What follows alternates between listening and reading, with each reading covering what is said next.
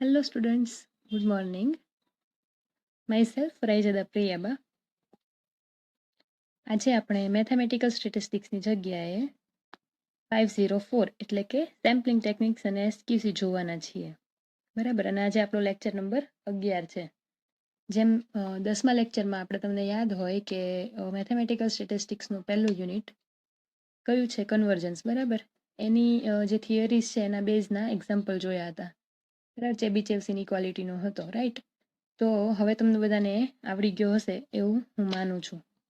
હવે આ જે તે દિવસે પહેલા લેક્ચરમાં મતલબ પહેલો એટલે સેમ્પલિંગ ટેકનિક્સનો પહેલો જે લેક્ચર હતો 504નો, જે મેં તમને કન્ડક્ટ કરેલો, બરાબર, એમાં મેં તમને ઓવરવ્યૂ જનરલ આપેલો કે સેમ્પલિંગ ટેકનિક્સ અને એસક્યુસી વિશે.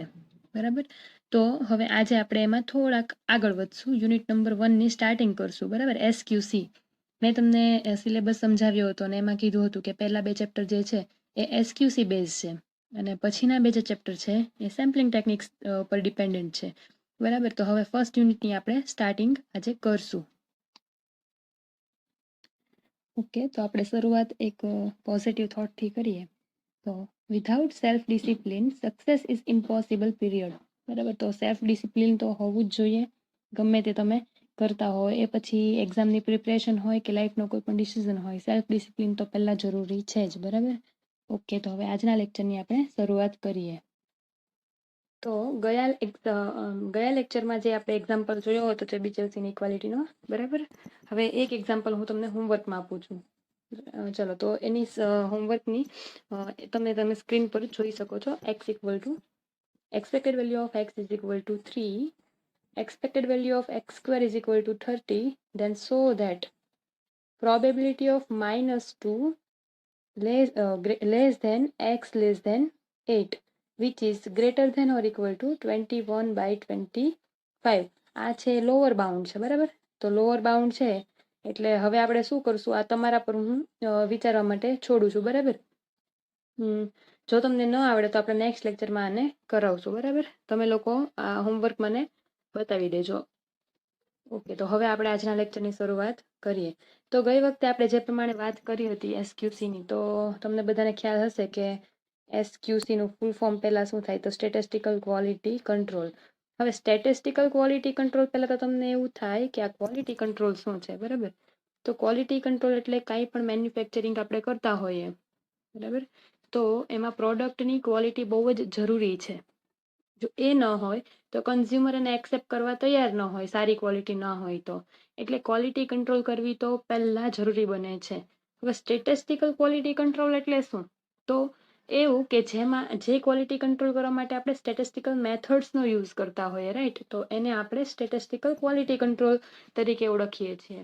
ઓકે, તો ક્વોલિટી કંટ્રોલ માટે હું તમને સપોઝ કે એક એક્ઝામ્પલ આપું, તો કોઈક આપણે રડાર બનાવતા હોઈએ, રાઈટ, રડારના મોટા મોટા મશીન્સ ને એવું બધું બનાવતા હોઈએ, તો તમે વિચારો કે એમાં એક્યુરસી કેટલી ઇમ્પોર્ટન્ટ બની જાય છે જ્યારે આપણે વોર ચાલતી હોય, રાઈટ. હવે એમાં રડારમાં સ્ટેજ પણ ક્વોલિટીમાં કંઈ પ્રોબ્લેમ હોય અને વચ્ચે યુદ્ધ ચાલતું હોય ને અચાનક બંધ થઈ ગઈ તો એ તો ચાલે નહીં ને. બરાબર, એટલે એ બહુ મોટી મિસ્ટેક કહેવાય. એટલે એવા ટાઈમે ક્વોલિટી કંટ્રોલ બહુ જ જરૂરી છે. જો ક્વોલિટી વેસ્ટ ન હોય, બરાબર, તો ઇક્વિપમેન્ટ્સ બરાબર કામ કરી શકે નહીં અને વધારે સમય ચાલી પણ ન શકે. જે આપણે અંદાજ લગાડ્યો હોય કે આટલો ટાઈમ ચાલશે, એ ચાલી પણ ન શકે. તો એવા ટાઈમે ક્વોલિટી કંટ્રોલ બહુ જરૂરી છે અને ક્વોલિટી કંટ્રોલ આપણે સ્ટેટિસ્ટિકલ મેથડની મદદથી કરી શકીએ છીએ. હવે નાનું એવું બીજું એક્ઝામ્પલ લઈએ. તો બલ્બ છે, બરાબર, એ બલ્બ આપણે ચાલુ કરીએ છીએ ઘરમાં, તો આપણે મિનિમમ છે આપણા ઘરમાં લગભગ તમે જોઈ શકો છો કે 6 થી 7 મહિના અથવા તો 1 વર્ષ જેટલું ચાલતો જ હોય બલ્બ. બરાબર, પણ તમે વિચારો કે ચાલુ કરો છો ને કોઈ એક કંપનીનો બલ્બ તમે લીધો છે અને તમે ચાલુ કર્યો અને 1 મહિનામાં બગડી જાય છે, તો હવે દરેક મહિને આપણે નવો બલ્બ લેવો તો પોસિબલ નથી ને. કેમ કે આપણે એવી જ કંપની પ્રિફર કરશું કે જે લોંગ ટાઈમ બલ્બ છે એ ચાલી શકે. બરાબર, એટલે ક્વોલિટી કંટ્રોલ જરૂરી ત્યારે બને છે કે સામે આપણી બજારમાં બીજી બધી કંપનીઓ પણ જે છે કે જે સારી પ્રોડક્ટ આપે છે, બરાબર, અને કમ્પેરિઝનમાં આપણું પ્રોડક્શન ખરાબ હોય તો ત્યારે ક્વોલિટી કંટ્રોલ કરવું બહુ જરૂરી બની જાય છે. કેમ કે કન્ઝ્યુમર પાસે તો ઓપ્શન ઘણા બધા છે. હવે આપણે એનું લેવું કે ન લેવું, મતલબ કન્ઝ્યુમરે લે કે ન લે, શેના પર ડિપેન્ડ કરે? ક્વોલિટી પર ડિપેન્ડ કરે છે. એટલે ક્વોલિટી કંટ્રોલ તો બહુ જ જરૂરી છે. હવે એકચ્યુઅલી એસક્યુસી જે છે આમ તમે જોવા જાવ ને તો World War II દરમિયાન જ એનો આમ ઉદ્ભવ થયો એમ કહી શકાય. કેમ કે મોટા જે મતલબ જે વોર ચાલુ થઈ ત્યારે મોટા ઇક્વિપમેન્ટ્સ, પછી આ જે રડાર છે એની એક્યુરસી, આ બધું જે બનાવવાનું હતું, મશીન્સ બનાવવાના હોય, કોઈ ઇલેક્ટ્રિકલ વસ્તુઓ બનાવવાની હોય, તો એ દરમિયાન જો થોડી પણ ભૂલ થાય તો એ બહુ મોટું નુકસાનકારક થઈ શકે એમ હતું. એટલે એ દરમિયાન સ્ટેટિસ્ટિકલ ક્વોલિટી કંટ્રોલ નો યુઝ કરવામાં આવ્યો. એટલે કે ક્વોલિટી કંટ્રોલ માટે સ્ટેટિસ્ટિકલ મેથડનો યુઝ કરવામાં આવ્યો. સેમ્પલિંગ ટેકનિક્સ છે, બરાબર, એ બધાનો યુઝ કરવામાં આવ્યો હતો. એટલે આમ જોવા જોઈએ તો World War II દરમિયાન જ આવું થયું હતું. હવે એનાથી આગળ ઘણા બધા એવું પણ કહે છે કે તમને બધાને એક ફેમસ કિસ્સો તો યાદ જ હશે કે અમેરિકાએ જાપાન ઉપર હિરોશીમા અને નાગાસાકી ઉપર બોમ્બ ફોડેલા હતા, બરાબર. ત્યારે બધી એની ઇકોનોમી ડિસ્ટ્રોય થઈ ગઈ હતી. એનું પ્રોડક્શન છે કે માણસોના જીવન છે, ઘર છે, આ બધું ડિસ્ટ્રોય થઈ ગયું હતું. એટલે તમે વિચારો કે જાણે એક નવી જ શરૂઆત કરવાની હતી એને. અને તમે અત્યારે એને જોઈ શકો છો જાપાન, કે બધી જગ્યાએ જાપાન છે ને ઉગતા સૂર્યનો દેશ કહેવાય છે. કેમ કે એનું પ્રોડક્શન એટલું સારું છે ને બધી જગ્યાએ તમે જાપાનની વસ્તુઓ જોઈ શકો છો અત્યારે, અને બેસ્ટ બનાવે છે. અને પ્રોડક્શનમાં તો હાઈએસ્ટ ટોપ ઉપર છે, બરાબર. તો એ કઈ રીતે પોસિબલ થયું કે જ્યારે એની ઇકોનોમી સાવ ડિસ્ટ્રોય થઈ ગઈ હતી? તો એ ટાઈમે અમેરિકાએ એને પહેલા એને બોમ્બ તો ફોડી લીધો, પછી એને દુઃખ થયું કે અમે આટલું બધું નુકસાન કરી નાખ્યું છે જાપાનનું. એટલે એને એક સ્ટેટિસ્ટિશિયનને અથવા તો એવી રીતે ત્યાં ઇકોનોમિસ્ટને મોકલ્યા, અને એ લોકોની જે ઇકોનોમી છે એને સારી કરવા માટે, બરાબર. તો એ લોકોએ પ્રોડક્શન જે છે સ્ટેટિસ્ટિકલ ક્વોલિટી કંટ્રોલ, મતલબ કે એસક્યુસીનો યુઝ કરીને, ઓપરેશન રિસર્ચનો યુઝ કરીને આખી જે નવું જ પ્રોડક્શન એ લોકોએ કર્યું, બરાબર. એટલે પરિવાર એ લોકો ઊભા થઈ શક્યા, બરાબર. તો તમે સમજી શકો છો કે ક્વોલિટી કંટ્રોલ કેટલું ઇમ્પોર્ટન્ટ રોલ આમાં જરૂરી, મતલબ ક્વોલિટી કંટ્રોલનો કેટલો ઇમ્પોર્ટન્ટ રોલ છે આ બધી વસ્તુઓમાં. તો આજે આપણે એને જ જોવાના છીએ. તો તમે સ્ક્રીન ઉપર જુઓ. ફર્સ્ટ છે ક્વોલિટી કંટ્રોલ, બરાબર. તો ક્વોલિટી કંટ્રોલ કોને કહેવાય? હું તમારી સામે આને રીડ કરું છું, જોજો. Okay. Quality control is powerful productivity for effective diagnosis of lack of quality or conformity to settled standards in any of materials, process, machines, or end products. The end products possess the quality that consumer exist. અહીંયા શું કહે છે? End products should possess the quality that consumer expects, બરાબર. Quality control ensures this by inspecting on quality specification. હવે તમને આ શું કહેવા માંગે છે કે જો ક્વોલિટી કંટ્રોલ જે છે એ પાવરફુલ ઇક્વિપમેન્ટ છે. જ્યારે આપણે કોઈક વસ્તુની છે ક્વોલિટી ચેક કરવી હોય, અધરવાઇઝ તો એની સ્ટાન્ડર્ડ છે મેન્ટેન રાખવા હોય, તો શેના માટે? કોઈક મટીરિયલ્સ હોય, કોઈ પ્રોસેસ હોય મશીનની, કાં તો પછી એન્ડ પ્રોડક્ટ જે બને છે. એટલે એન્ડ પ્રોડક્ટનો મતલબ એવો છે કે જ્યારે આખી વસ્તુ બનીને તૈયાર થઈ જાય એને એન્ડ પ્રોડક્ટ કહેવાય, બરાબર. તો એને ક્વોલિટી કંટ્રોલ કહીએ છીએ. હવે એન્ડ પ્રોડક્ટ કેવી હોવી જોઈએ? તો જો એન્ડ પ્રોડક્ટ શુડ સેકન્ડ લાઇનમાં છે, and product should possess the quality that consumer expects. એટલે એન્ડ પ્રોડક્ટ જે છે ને એને એવી ક્વોલિટી હોવી જોઈએ કે જે કન્ઝ્યુમર એક્સપેક્ટ કરતો હોય. કે કોઈ સપોઝ કે કોઈક એક્ઝામ્પલ લઈએ, બરાબર. તમે મોબાઈલ હોય તમારી પાસે, તો મોબાઈલમાં તમે શું શું એક્સપેક્ટ કરો? તમારે તો ક્વોલિટી સારી હોવી જોઈએ, હેંગ ન થવો જોઈએ વધારે, બરાબર.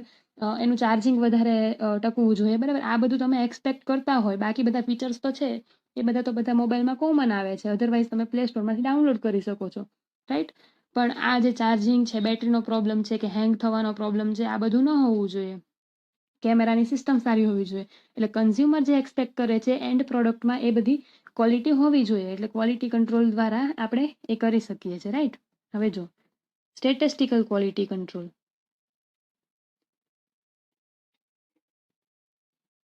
Quality control. By statistical quality control, we mean that various statistical methods used in monitoring and maintaining of the quality of the product and services. એટલે આપણે સ્ટેટિસ્ટિકલ ક્વોલિટી કંટ્રોલથી એવું દર્શાવવા માંગીએ છીએ કે કોઈ એક પ્રોસેસ છે, બરાબર, એને મેન્ટેન કરવી અથવા એને મોનિટર કરવી, બરાબર. અને એનો એ કઈ રીતે કરી શકાય? તો સ્ટેટિસ્ટિકલ ટૂલ્સ જે છે અલગ અલગ ક્વોલિટી સ્ટેટિસ્ટિકલ મેથડ્સ છે, એ બધી અલગ અલગ સ્ટેટિસ્ટિકલ મેથડ્સનો યુઝ કરીને આપણે જે પ્રોસેસ છે એને મેન્ટેન કરી શકીએ છીએ અને એને મોનિટર કરી શકીએ છીએ, પ્રોડક્ટને સારી એવી ક્વોલિટી આપી શકીએ છીએ, બરાબર.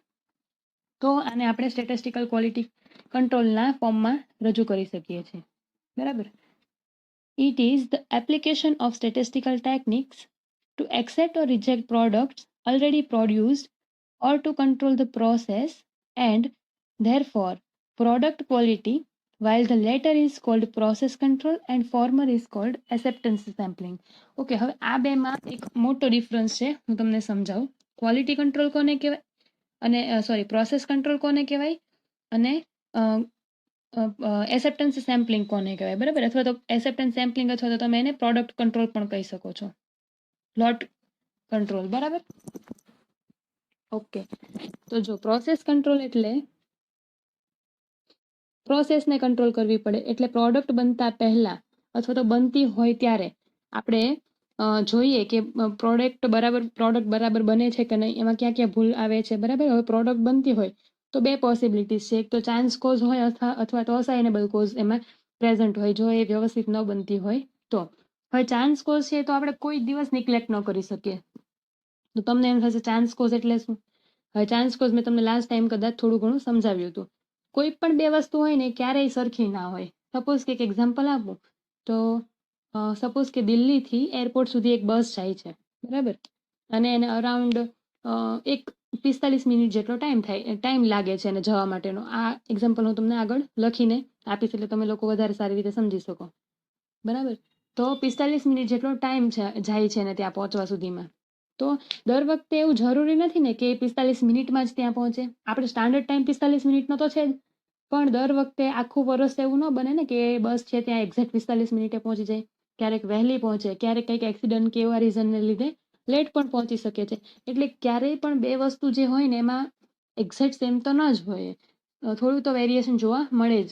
હવે વેરિએશન શેના લીધે હોય? તો વેરિએશન બે પોસિબિલિટી છે, એક ચાન્સ કોઝ હોય અને એક અસાઇનેબલ કોઝ હોય. હવે ચાન્સ કોઝ કોને કહેવાય? તો ચાન્સ કોઝ મતલબ કે જે નેચરલી હોય, બરાબર, જેને આપણે દૂર ન કરી શકીએ, અને દૂર કરવા જઈએ તો કાં તો આપણે મશીન્સ બદલવા પડે, કાં તો આખી ટેકનિક જ બદલી નાખવી પડે, બરાબર. અને અસાઇનેબલ કોઝ કોને કહેવાય? કે જે કોઈ માણસ દ્વારા ભૂલ થઈ હોય, કોઈ મશીનમાં પ્રોબ્લેમ હોવાને લીધે થઈ હોય, એ બધી જે પ્રોબ્લેમ છે એને અસાઇનેબલ કોઝ કહેવાય, બરાબર. તો જ્યારે અસાઇનેબલ કોઝ પ્રેઝન્ટ હોય આપણી પ્રોડક્ટમાં તો પ્રોસેસ છે એ કંટ્રોલમાં ન હોય એમ કહેવાય. તો પ્રોસેસ કંટ્રોલ છે એ પ્રોડક્ટ જ્યારે બનતી હોય ત્યારે આપણે કરી શકીએ છીએ, એને કહેવાય પ્રોસેસ કંટ્રોલ. અને એમાં આપણે ચેન્જ કરીને પ્રોસેસને કંટ્રોલ કરી શકીએ છીએ. જ્યારે પ્રોડક્ટ કંટ્રોલ અથવા તો લોટ કંટ્રોલ અથવા એસેપ્ટન્સ સેમ્પલિંગ કોને કહેવાય? જે અહીંયા નીચે લખેલું છે, એસેપ્ટન્સ સેમ્પલિંગ અથવા તો લોટ કંટ્રોલ, બરાબર, એવું પણ આપણે કહી શકીએ છીએ, અથવા તો પ્રોડક્ટ કંટ્રોલ એવું પણ કહી શકીએ છીએ એસેપ્ટન્સ સેમ્પલિંગને. હવે જ્યારે વસ્તુ બનીને તૈયાર થઈ ગઈ હોય તમારી સામે, હવે એમાંથી સારી વસ્તુ કઈ, મતલબ આ કેટલા % સારી છે કેટલા % ખરાબ છે આપણે જોવું હોય તો 100% ઇન્સ્પેક્શન કરવા જઈએ દરેક વસ્તુનું, તો એમાં કેટલી બધી વાર લાગે તમે વિચારો. એમાં સામે તમારી પાસે એટલા બધા મજૂર વર્ગ પણ હોવો જોઈએ, એને પૈસા ચૂકવવા માટે જાય, બરાબર, પછી એટલો સામે ટાઈમ પણ જોઈએ. એટલે ઘણી બધી વસ્તુઓ આમાં મેટર કરતી હોય, બરાબર.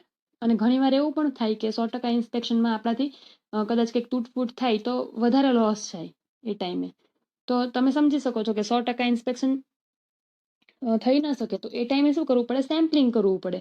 સેમ્પલિંગ મતલબ આપણે અલગ જગ્યાએથી અલગ સેમ્પલ્સ લેવાના. સપોઝ કે એક લોટ છે, 50,000 વસ્તુઓ બનાવેલી છે પ્રોડક્ટ આપણી સામે, બરાબર.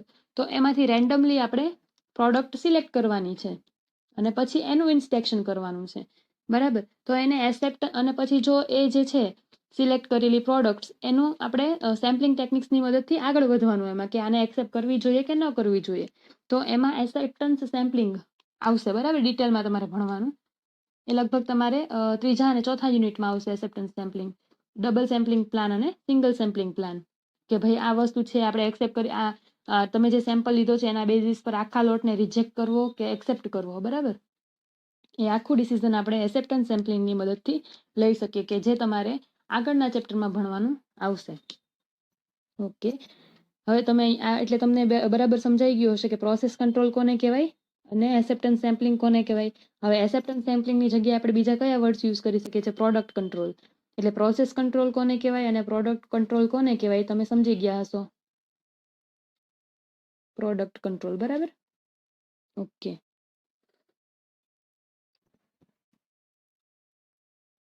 ઓકે, હવે તો આપણે આગળ જઈએ.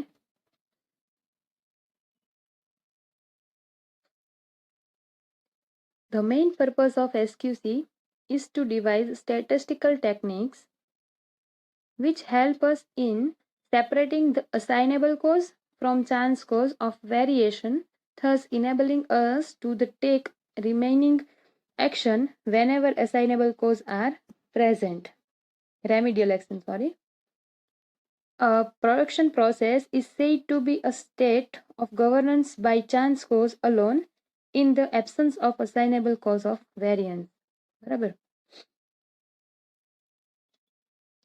જો હવે તમને આ ફર્સ્ટ પેરેગ્રાફમાં શું કહેવા માંગે છે, તો જે સ્ટેટિસ્ટિકલ મેથડ્સ છે એની મદદથી તમે લોકો શું કરી શકો, તો ભાઈ કોઈ પ્રોડક્શન આપણે કરીએ છીએ, પ્રોડક્શનમાં પ્રોસેસ જે છે એમાં અસાઇનેબલ કોઝ પ્રેઝન્ટ છે કે નથી, બરાબર, એ આપણે જાણી શકીએ છીએ એમાં. બરાબર, અસાઇનેબલ ચાન્સ કોઝ તો હોય તો એનાથી કાંઈ બહુ વધારે ઇસ્યુ છે નહીં, બરાબર, પણ અસાઇનેબલ જો કોઝ પ્રેઝન્ટ હોય તો આપણે જાણી શકીએ છીએ અને એને આપણે દૂર કરી શકીએ છીએ. હવે અસાઇનેબલ કોઝ એવું જાણીએ તો ખરા કે અસાઇનેબલ કોઝ પ્રેઝન્ટ છે કે નથી. હવે છે તો શું કરશું, તો એમાં આપણે શ્યુહાર્ટ કંટ્રોલ ચાર્ટ્સ, બરાબર, એક્સ બાર વેરિયેબલ ચાર્ટ્સ અલગ આવે અને મેં તમને લાસ્ટ લેક્ચરમાં કીધું હતું વેરિયેબલ ચાર્ટ અલગ આવશે અને એટ્રીબ્યુટ ચાર્ટ અલગ આવશે. તો એ ચાર્ટની મદદથી આપણે જોઈ શકીએ કે કઈ રીતના આપણે કઈ કઈ પ્રોડક્ટ જે છે એ આપણે આઉટ ઓફ કંટ્રોલ છે, બરાબર, અને આઉટ ઓફ કંટ્રોલ હોય તો એને આપણે કંટ્રોલમાં કઈ રીતે લાવીએ, બરાબર. ઓકે, હવે નેક્સ્ટ પેરેગ્રાફમાં તમને શું કહે છે કે the production process is said to be the state of governance by chance cause alone in the absence of assignable cause of variance. એટલે પ્રોડક્શન પ્રોસેસ છે એ તમે બરાબર ક્યારે કહી શકો કે જ્યારે ખાલી એમાં ચાન્સ કોઝ જ હોય પ્રેઝન્ટ, બરાબર, જ્યારે એમાં એબસન્ટ અસાઇનેબલ કોઝ એ એબસન્ટ હોવી જોઈએ, એટલે અસાઇનેબલ કોઝ હોય નહીં, તો તમે એને પ્રોડક્શન પ્રોસેસ જે છે એ અંડર કંટ્રોલ કહી શકશો, બરાબર, અંડર ગવર્નન્સ કહી શકશો એને. Okay, no two parts are always, જો મેં તમને કીધું હતું એ પ્રમાણે. અને બીજું કે તમે લોકો આ લખવાનો પ્રયત્ન ન કરતા. આજનો જે લેક્ચર જે છે એસક્યુસી માટેનો, વોટ ઇઝ એસક્યુસી, તો એના માટે હું તમને વ્યવસ્થિત નોટ પ્રોવાઈડ કરીશ. અધરવાઇઝ નેક્સ્ટ લેક્ચરમાં એની પીડીએફ પણ આ તમને આપી દઈશ. આજે છે મેં તમને ફક્ત સમજાવવા માટે જાતે જ લખેલું છે ફટાફટ, એટલે આ બહુ વ્યવસ્થિત લખેલું નથી, તો એને તમે રહેવા દેજો. કેમ કે ઘણી વાર કેવું થાય, આ મારે એટલા માટે લખવું પડ્યું કે ઘણી વાર કેવું થાય કે મારે બોલવાની થોડીક સ્પીડ વધારે છે, તો હું બોલતી હોય ને તમે કેચઅપ કરી શકો એવું ન પણ બને. એટલે મારે જે તમને એક્સપ્લેન કરવું હતું એ મેં એકવાર બુકમાં પહેલા લખી લીધું છે અને પછી હું તમને એક્સપ્લેન કરું છું. એટલે તમે કદાચ મારા અમુક વર્ડ્સ સ્પીડમાં જતા હોય તો ન સમજી શકતા હો, તો તમે સ્ક્રીન ઉપર એને જોઈ શકો. એટલે તમે આને લખતા નહીં, મેં જે પણ નાના પણ એક્ઝામ્પલ આપેલા છે બધા મેં આ નોટ્સમાં લખેલા છે, પણ વ્યવસ્થિત બુક નોટ્સ છે એ તમને હું પછી પ્રોવાઈડ કરી દઈશ આના માટે, બરાબર, એસક્યુસી માટે. ઓકે, અધરવાઇઝ શ્રીવાસ્તવ સરે કાલે વોટ્સઅપમાં પણ શેર કરી જ છે, આમ તો તમે જોઈ લેજો, બરાબર, એમાં પણ. અને તમને એમાં ન સમજાય તો હું તમને અલગ આપી દઈશ. Okay, no two parts are always same. મેં તમને હમણાં જ એક્ઝામ્પલ આપ્યું કે ભાઈ કોઈ બસ છે, બરાબર, એને ગાંધીનગરથી મેં અહીંયા અમદાવાદથી ગાંધીનગરનું એક્ઝામ્પલ લીધું છે કે અમદાવાદથી ગાંધીનગર જવામાં 45 મિનિટનો ટાઈમ થાય છે, સ્ટાન્ડર્ડ ટાઈમ છે, બરાબર, 45 મિનિટમાં ત્યાં પહોંચી જ જાય છે. પણ શું દર વખતે આવું બને ખરા?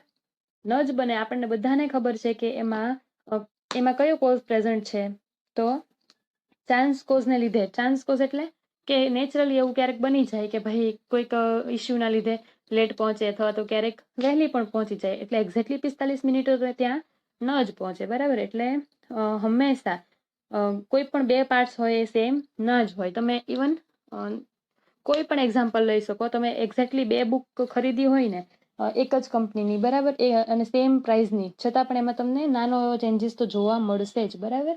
એટલે તમે સમજી શકો છો કે કોઈ પણ વસ્તુ સરખી તો હોતી જ નથી. એટલે ચાન્સ કોઝ તો એમાં હોય જ છે, પણ આપણે મેઇન શું ચેક કરવાનું છે કે એમાં અસાઇનેબલ કોઝ પ્રેઝન્ટ ના હોય. ઓકે, તમે અહીંયા જોઈ શકો છો કે there are two general case of variation in process. કયા કયા? તો ચાન્સ કોઝ અને assignable cause. First, chance cause. Variation that is random in nature, એટલે મેં તમને કીધું એ પ્રમાણે નેચર રેન્ડમ નેચર છે, બરાબર. This type of variation cannot be completely eliminated unless there is major change in the equipment or material used in process. એટલે chance cause છે એ તો રહેવાનો જ છે, નેચરલ છે, રેન્ડમલી તમને આવવાનો જ છે એની અંદર પ્રોસેસમાં, બરાબર. અને જો તમે આ રીતના જે ચાન્સ કોઝ હોય એને દૂર કરવા 100% એમ એકદમ વ્યવસ્થિત બનાવવા માંગતા હોય અને ચાન્સ કોઝ દૂર કરવા માંગતા હોય ને, તો તમારે કાં તો પ્રોસેસ બદલી નાખવી પડે અને કાં તો ઇક્વિપમેન્ટ્સ છે, સાધનો જે છે પ્રોસેસના, એ બદલવા પડે. એટલે એ તો પોસિબલ હોય જ નહીં ને આપણા માટે, બરાબર. ઓકે, નેક્સ્ટ જો અસાઇનેબલ cause. Variation that is not random, it can be eliminated or reduced by investing the problem and finding the cause. એટલે આ જે છે એ રેન્ડમ કોઝ નથી, બરાબર, કે જે કંઈક પ્રોબ્લેમને લીધે થતો હોય એને અસાઇનેબલ કોઝ કહેવાય. એને આપણે શોધીને ઇન્વેસ્ટિગેશન કરીને એને શોધીને આપણે એને દૂર કરી શકીએ છીએ. One important tool in statistical quality control is Shewhart control chart. મેં તમને હમણાં જ કીધું કે આપણે સ્ટેટિસ્ટિકલ ટૂલ્સનો યુઝ કરીએ ક્વોલિટી કંટ્રોલમાં, તો કયા ટૂલ્સ? તો ભાઈ એમાંથી એક ઇમ્પોર્ટન્ટ ટૂલ છે એ જે આ સ્યુહાર્ટના કંટ્રોલ ચાર્ટ્સ જે આપણે ભણવાના છે, એક્સ બાર આર, સિગ્મા, બરાબર, એનપીપી, સી ચાર્ટ, આ બધા જે ચાર્ટ્સ છે એ આપણે સ્ટેટિસ્ટિકલ ક્વોલિટી કંટ્રોલ માટે યુઝ કરી શકીએ છીએ. The main objective in any production process is to control the quality of the manufactured products so that it conforms to the given specification. એટલે કે આપણે કોઈ પણ પ્રોડક્શન પ્રોસેસનું મેઇન ઓબ્જેક્ટિવ એવો જ હોય કે આપણે પ્રોડક્ટને કંટ્રોલ કરીએ અથવા તો એ આપેલા સ્પેસિફિકેશન્સ હોય એને મળી શકે. મતલબ કે આપણે આવી પ્રોડક્ટ જોઈએ છે, આપણા સ્પેસિફિકેશન્સ આવા છે કે આપણને આ ટાઈપની પ્રોડક્ટ જોઈએ છે, બરાબર, તો એ સ્પેસિફિકેશનને મળી શકે એવી પ્રોડક્ટ બને, એ જ મેન્યુફેક્ચરિંગનો મેઇન આપણો ઉદ્દેશ્ય હોય છે. In other words we want to assure that the proportion of defective item in manufactured product is not very large. This is called process control. એટલે આપણે આમાં શું કહેવા માંગીએ છીએ કે we want to ensure that the proportion of defective item in manufactured product is not very large. એટલે manufacturing જે પ્રોસેસ દરમિયાન પ્રોડક્ટનું થયું છે એમાં પ્રોડક્ટ જે છે ઓછામાં ઓછી ખરાબ નીકળે, મતલબ કે બહુ જ ઓછી ડિફેક્ટિવ નીકળે, એવો આપણો ઉદ્દેશ્ય હોય છે. અને જે એવું શેના લીધે થાય? તો એ છે પ્રોસેસ કંટ્રોલમાં હોય તો જ એને એવું થઈ શકે છે, તો એને આપણે પ્રોસેસ કંટ્રોલ કહીએ છીએ.